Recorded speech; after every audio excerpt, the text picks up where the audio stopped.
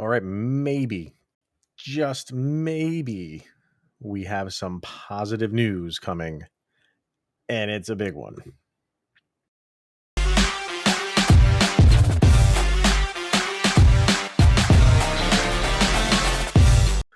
Welcome everybody to the Locked On Avalanche podcast, part of the Locked On Podcast Network, your team every day. I am your host, Chris Maselli, with another episode of the podcast dedicated to your Colorado Avalanche. On today's show, maybe Nathan MacKinnon is playing. Maybe. We'll get into that. It's as of this recording, it's still a big maybe, but we're a little bit more hopeful than we were maybe even an hour before I hit the record button. So we'll get into that. Even so, there are players moving up and down between the Avalanche and the Colorado Eagles. We'll talk about that. Is Alex Newhook the new Nikita Zadorov? And I don't mean in style of play, clearly. So we'll tackle that. And we will look ahead to the game tonight against the Washington Capitals. I think the Avalanche are getting the Caps at a bad time in the season, and I will explain that. First things first, follow the show on social media outlets. LOPN_Avalanche on Twitter. Locked On Avalanche on Instagram. Questions, comments, concerns, opinions, go to lockedonavalanche@gmail.com. And follow the show's YouTube page over on YouTube. Hit the subscribe button and get notified whenever a new episode goes live. And today's episode is brought to you by Rock Auto, an amazing selection, reliably low prices, all the parts your car will ever need. That is Rock Auto. So visit rockauto.com and tell them that Locked On sent you. All right. So, yeah, like I said, very shortly, an hour or so before recording this very episode, word slowly, it wasn't like that big news dump where all of the outlets are reporting it. There was one insider on Instagram who had put it up, nobody else. And then Adrian Dater posted it. And he said that, to his knowledge, Nathan MacKinnon tested negative. He had a negative screen, and he is en route to Washington. So what that means is if he has another screen in the morning on Tuesday morning that's negative, he would be cleared to play. Now, would he play is another question. I don't know if the Avs would turn around and throw him in. He's in fantastic shape. So I don't think that's an issue. So it would just be kind of a gut call for Jared Bednar on if he wanted to play him. I don't see why you don't. He's your superstar. If he's ready to go, he's going to be in there. So so far, Adrian Dater is really the only one, and like I said, in that insider on Instagram are the really only ones reporting it as I'm recording this. If you wake up in the morning and you're listening to this episode and more people have reported on it, then it's good to go. But Dater, love him or hate him, been around a long time. And, he's pretty reputable when it comes to this stuff and to breaking news. He won't just throw it out there to get clicks. Although that's why most people will throw it out there. You got to be first. So I'm sure he's taking some, or he's smiling right now, being the only one that has it out there right now. I do, but I trust his word. And Peter Ball from The Athletic is another one that I trust. I haven't seen him post it yet. So that's as soon as those two guys, for me, or if I hear anything on my own, but I didn't hear anything from this. So Dater's got it. And he says that Nathan MacKinnon is on his way over there. Now, he couldn't travel with them while he has a positive screen. So that's why he's not with them now. They obviously left for Washington. He got another screen in the process after they left. That came back negative. So he can travel with the team. But because they'd already left, he's behind, so he's got to catch up. So gets another one in the morning, and if it's negative, I think he's good to go. Like I said, I don't know why you would not play him. He was asymptomatic, so I don't think that really kept him off of his workout routine. I don't know if he's been able to skate. I mean, if he's testing positive, he's got to be, in a. He wouldn't go to a rink or be around the players. He can't do that. So, but he's working out in his home. I'm not concerned one bit about Nathan MacKinnon's, being in shape and being conditioned. So, but does Bednar feel like, no, like you're negative? Let's just sit you one more game. We still have 2 more road games, and go that route. I guess there's always that possibility. But like you said, I just don't see it when you're down as many guys as you are. You're still down in Chuskin. You got one more game. This is the last game for Landeskog's suspension. You're still down Taves, who is now practicing, I think, in a red sweater. You need him. If you had all those guys back and you had won the St. Louis game and you're 2-0, although early in the season doesn't even matter. Just say you did lose that St. Louis game and you are the record you're at right now, 1-1, but you still had all of those guys. Maybe you do give him just one break. So he's not like his first day cleared is not a game. You let him sit one more game and then have a couple days of practice with the team. Although I think it's only one. So you think it's a 1 day off and they're playing Thursday. So at least you get one practice with the team and then you can get back on the ice. Maybe they go that route.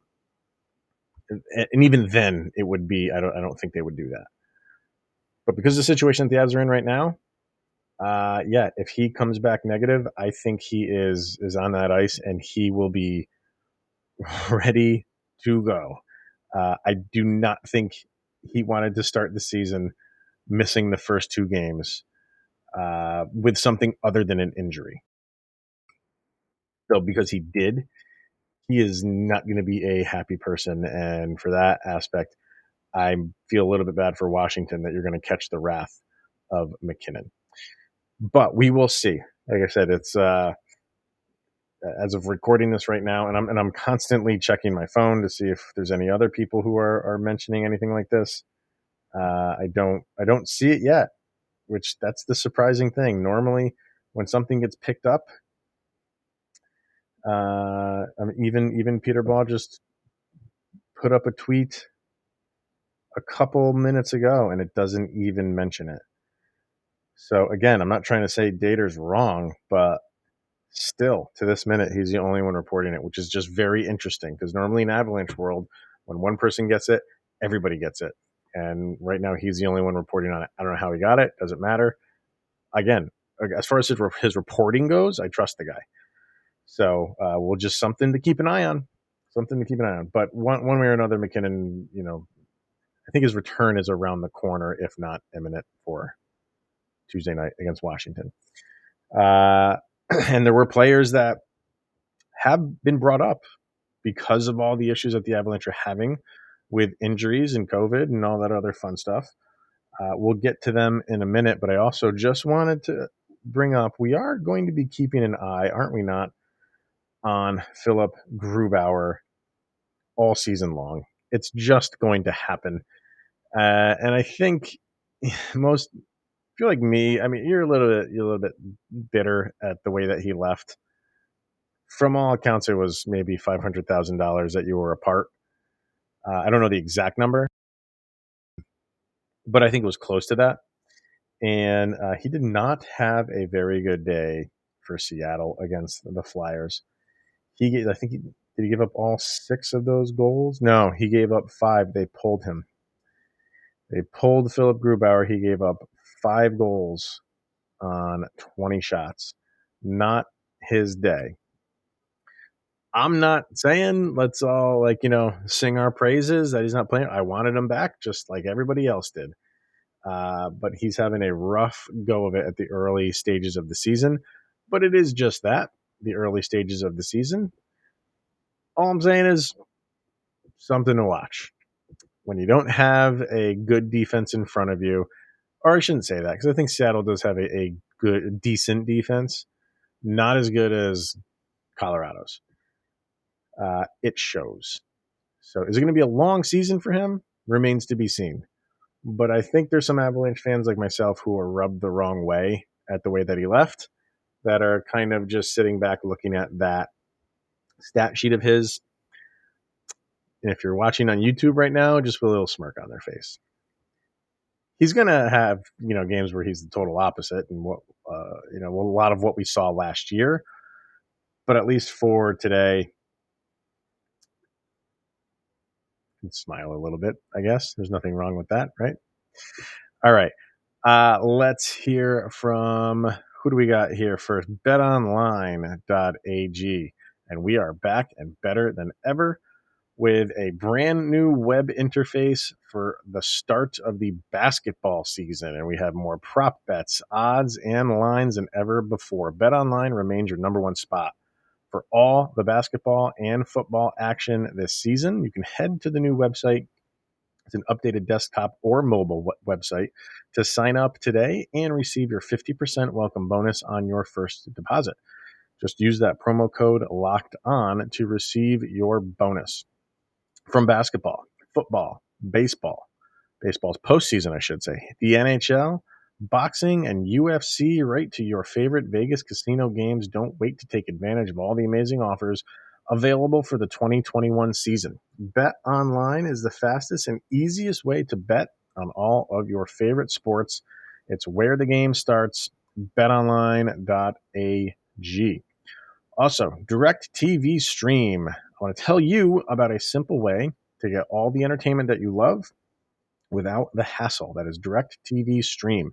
It brings your live TV and on-demand favorites together like never before, which means you can watch your favorite sports, movies, and shows all in one place.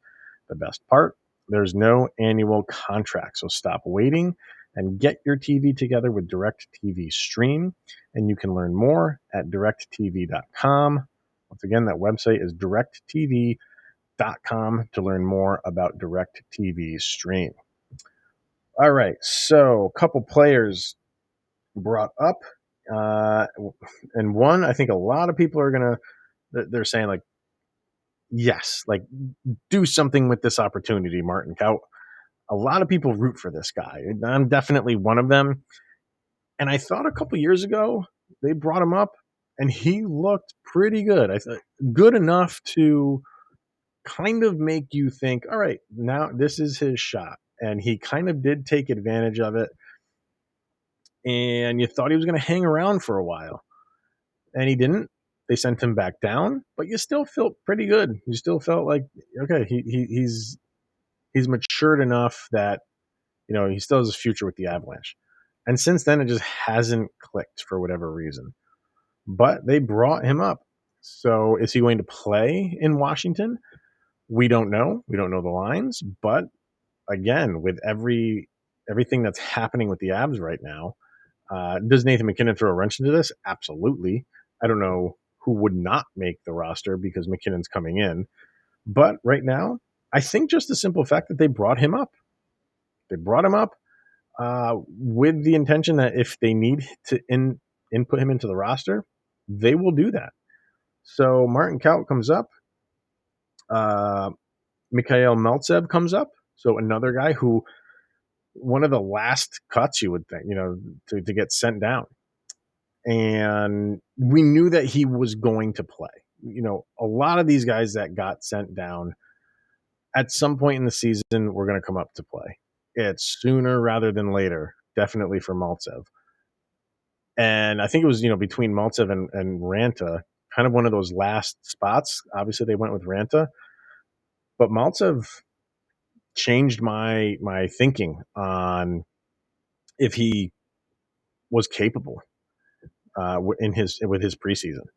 So I am pretty comfortable with him in the lineup right now on one of those bottom 6 spots. And I'm kind of excited to see what he can do. I'm really excited to see if he can transfer what he did in the preseason to a regular season game with the added bonus of playing with a little bit of a chip on his shoulder for not making the opening night roster. So really excited to see what he can do if he is inserted in the lineup. Dylan Sakura goes down to the Eagles. And like I said, Kaut and Maltsev up. Alex Newhook is not. That, to me, is a little bit telling because he's one of your prime prospects. Are the Avalanche at the spot where they just think he needs a little bit more seasoning? It appears that way. You know, for Martin Kaut to get brought up over Alex Newhook, obviously they feel more comfortable on what Martin Kaut can do over Alex Newhook. And I didn't think I'd be saying that. I honestly didn't feel like I'd be saying that at any point during the season. I thought Kaut had an opportunity to come up depending on who he's replacing, but I thought Newhook was going to be up for the duration of the season. So when you have Kaut and Newhook in the same pool to pull from, to bring up to the Avalanche level, and you go with Kaut over him and Maltsev over him, obviously, a little bit surprising. And Jared Bednar made a comment. He said, you know, he needs to play better. So that's why I asked the question in the beginning, is Alex Newhook the new Nikita Zadorov? Not in the way that they play. I'm not asking the question, is Alex Newhook the new enforcer for the Avalanche? I'm asking it in the light of, remember when Nikita Zadorov was in Jared Bednar's doghouse for the better part of 2 seasons? And there were times where Zadorov would come out and have a very good game, maybe even 2 in a row, maybe even 3 in a row. And then he'd follow it up by a couple duds. And there were many times where he was a healthy scratch for the Avalanche. And Jared Bednar just was not happy with his production. He didn't play the way that Bednar wanted his team to play. I think Newhook fits into this system well. I think this just comes down to Jared Bednar not being happy with production. I think it was different for Zadorov in the fact that his style of play didn't match well with what he was trying to do with a speed game, which is a little bit odd, you know, considering guys like Dylan McDermott are on this team now. But I think the Avalanche have changed. They still kept the speed factor. That's never going to change. But I think they've embraced the physicality a little bit more than they did when they had Zadorov. So they don't want Newhook to be a Nikita Zadorov. They want him to be what Avalanche forwards are expected to be. Fast guys, can play in all 3 zones, and can score. And maybe I don't know specifically what Jared Bednar is unhappy with about Alex Newhook, but it might be a combination of several things because he's not standing out. And I think when you have a guy that's kind of expected, you know, he's a mid-round, first-round draft pick, and a lot is expected of you, and you're not producing the way that the coaching staff wants you to, this is what's going to happen. It doesn't mean this is what's going to be the case for the duration of the season. I think the Avalanche love Alex Newhook. I think Jared Bednar likes Alex Newhook, and he knows what he can do, but he's still a young guy. He's still a really young kid, and maybe he just needs that little bit of extra seasoning at the Eagles level, and maybe all that is a couple weeks. Who knows? But I think Jared Bednar knows the mind game that he needs to play with some of these guys that maybe just expect to get a spot because of where they were picked in the draft. Forgetting that, you know, you also have to put in the work. And I think Alex Newhook can do that. I absolutely feel like he can do that. And this doesn't change my thought process on, you know, the long term of him with the Avalanche. I think he's just fine. You have to keep in mind of his age and that he's still learning the game on a professional level. And we keep saying it. Not everybody is Cale Makar. That doesn't happen. So, but interesting. Pretty interesting to see that He was sent down for salary cap reasons, in addition to not playing the way that Jared Bednar wanted him to play. But I think it was salary cap reasons first. I do believe that. But for him to not come back up when they clearly could have at this point in time, I think is very, very telling. So another thing to keep an eye on. All right. Let's hear about Rock Auto, and then we'll kind of talk about the game tonight, kind of what to expect. So Rock Auto. With the ever-increasing number of makes and models, it's now impossible for your local chain auto parts store to stock all the parts that you need.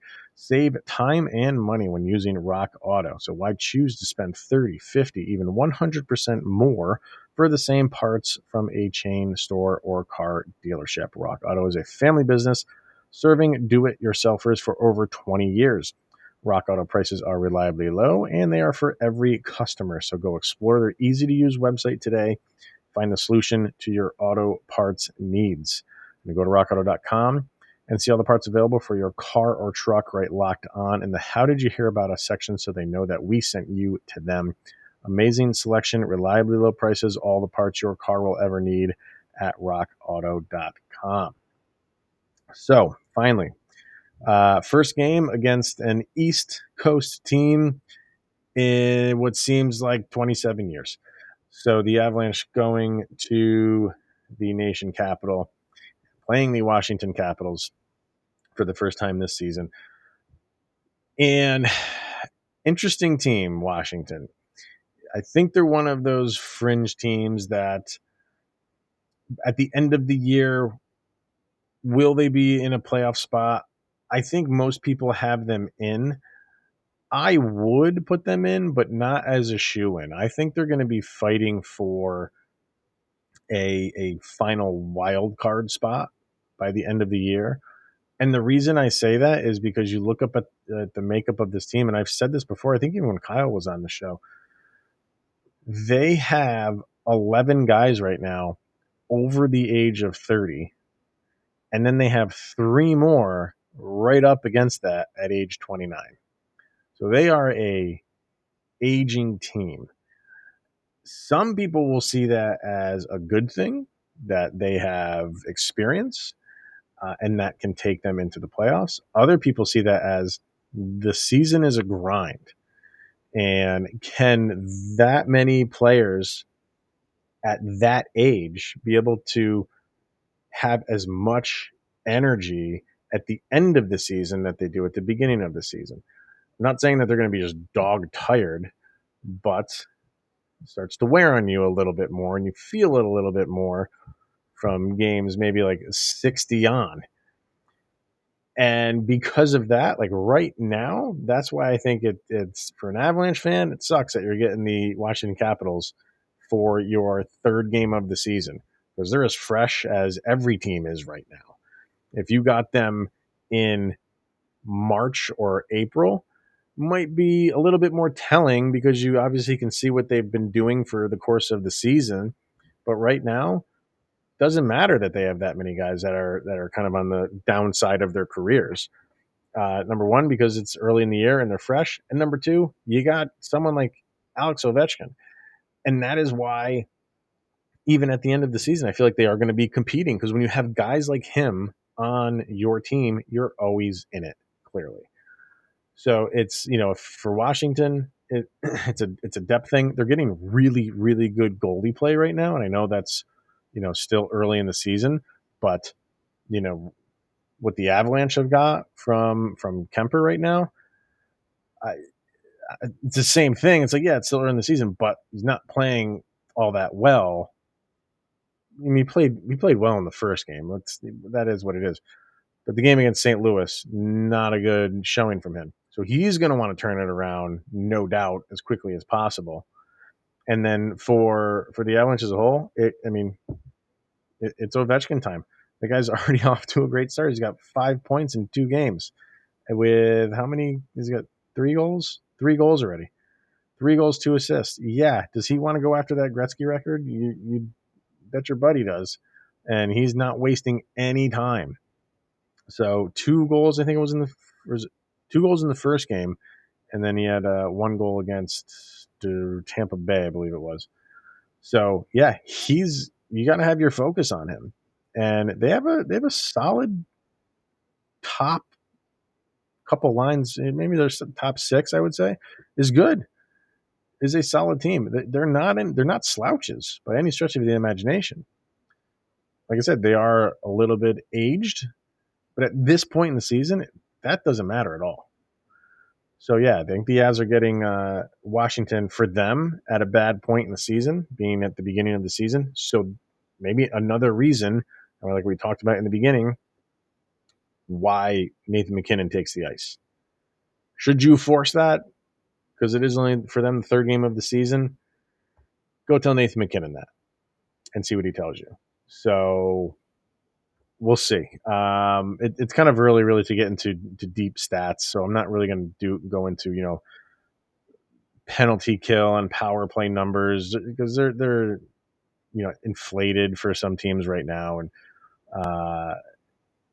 it's not important right now. You at this stage in the game, you need to really stake your claim and stake your identity for the remainder of the season. Doesn't matter who you're playing up against. Doesn't matter their stats right now.